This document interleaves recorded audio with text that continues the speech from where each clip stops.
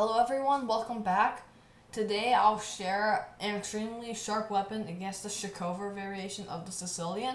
Like I said last video, I'll give a brief repertoire and I've done some other research and I've found an extremely nice line. And I realized that I have played this line before when I was younger, and this is an extremely good weapon, especially if you're an extremely strong Sicilian player. So, as you should know by now, the Chekhover variation is e4, c5, knight f3, d6, d4, c takes, and queen takes. Now, what is good about this position for black? Well, firstly, the queen is out early, and here black has a few moves. Knight c6, knight f6, and a6. Usually a6 was considered to be a good move, but nowadays, now white has other strong moves. Like now, white has h3 as an extremely common move, and after knight c3, queen comes to e3, and after g6, c4, bishop g7, knight c3, knight f6, bishop e2. This line is supposedly better for white, and it makes sense. Black isn't having a lot of counterplay here. So I've stopped playing a6 for a long time. I used to play it. And another strong move here is knight f6. And the reason why black plays this move is to be flexible with knight c6 and a6. However, this move is not the best move because white can just play e5 immediately. After knight c6, which is the main line, bishop b5 is played, and usually here this position has to happen. And now bishop takes, pawn takes, and knight takes e5. This attacks both pawns, but after king e8, knight takes c6 is not good because of bishop b7, which attacks that pawn over there. But anyway, here white can just castle, and black should be somewhat worse here. However, knight c6 is the main line, and most people don't like it too much anymore, is because of this extremely annoying move, bishop b5, and it pins the knight, so white just develops another piece, and knight d4 is allowed. Now, if you are a Sicilian player, you're good with flexibility, your opponent, which plays the Chekhover, is not as good. Bishop b7 is played 99% of the time, and it's a good move. And white knows what he's doing. And after something like queen d3 or bishop takes c6, which is the traditional move, here bishop takes c6, knight c3, e5, queen d3, bishop e7. This is not bad for black, obviously, but there is a much catchier line. And that is, after bishop b5, instead of playing the most common move, bishop d7, that almost all your opponents will expect, you can play this weird move, queen a5 check. And this move is a slightly dubious move. It's not the best, but it catches your opponent off guard. Firstly, you're attacking the bishop and the king right here, so knight c3 is forced. You take the bishop with your queen. Now, it looks like your queen is hanging, but likewise you're attacking white's queen now. After you play knight takes b5, knight takes d4, and here, if knight c7 check, and to go for glory first, this, and after this, you can play b6. But after playing b6, here, bishop b7 will come and pick up this knight and block off two minor pieces for a rook, and there's no way white can stop. And there's nothing you can really do that's better. In fact, here, knight takes c2 could be an even better move.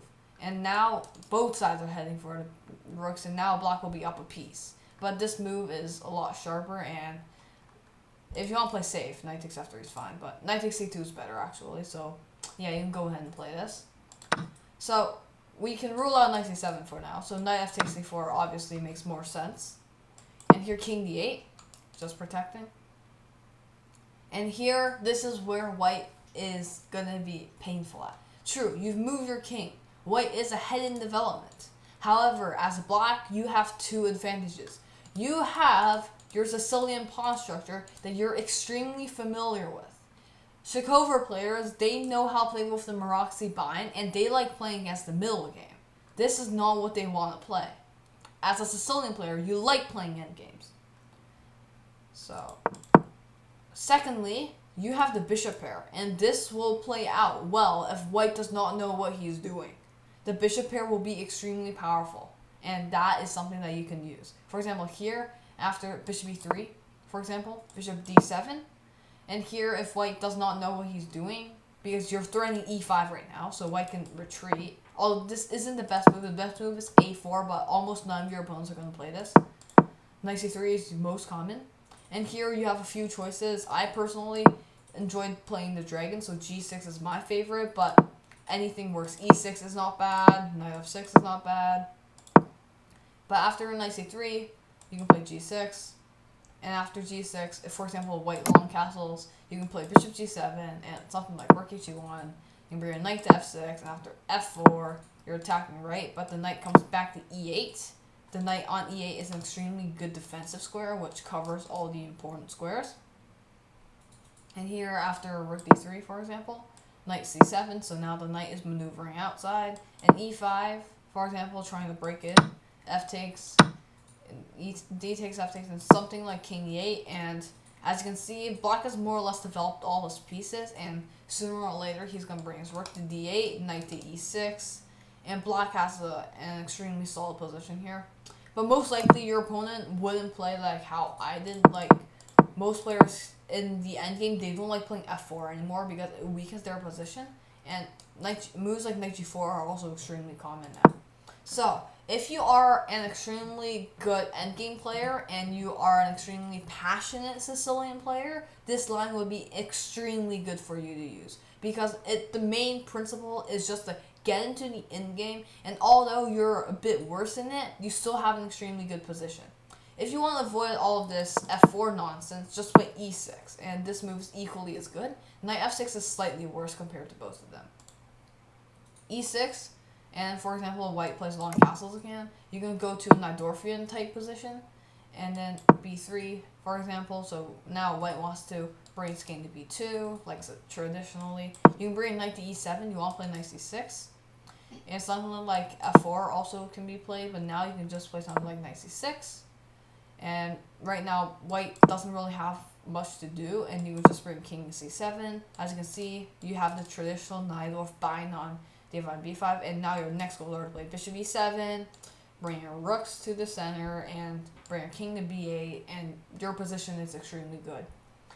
So, this is also like an extremely popular line for black and another opening, and the Sicilian, I believe this line is a better version of it, and that line is the Petrov. Now, normally, let's go into white's perspective now. Normally in the Petrov, there is this extremely sharp line, which is the Sicilian Defense, and that's knight c3. And this is what I play as white, which is why I know it so thoroughly. And this line is to give white this queenside structure in order to attack black's king. And here, black has an extremely common idea. And this is firstly bishop e7, and after bishop e3, knight c6, and after something like bishop e2, which is normally not the best move. Normally white will play queen d2, which is also possible. But here black mostly plays the exact same move, knight e5. And the main purpose is knight takes c5, d takes c5, queen takes d8, bishop takes d8. This line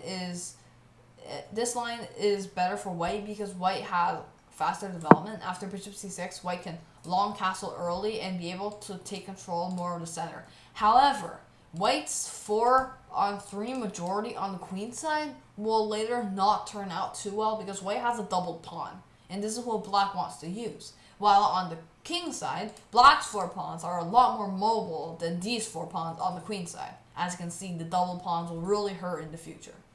However, in this line, after the amazing move queen a5 check, which in my opinion is actually quite nice, this type of position, after bishop e6 or here, as you can see, the pawn structure does not favor black. The bishop pair does, and that is a lot more important than pawn structure. Normally, back here in the Petrov style position, like here, if all of the pieces were to be removed, the pawn endgame will still be drawn.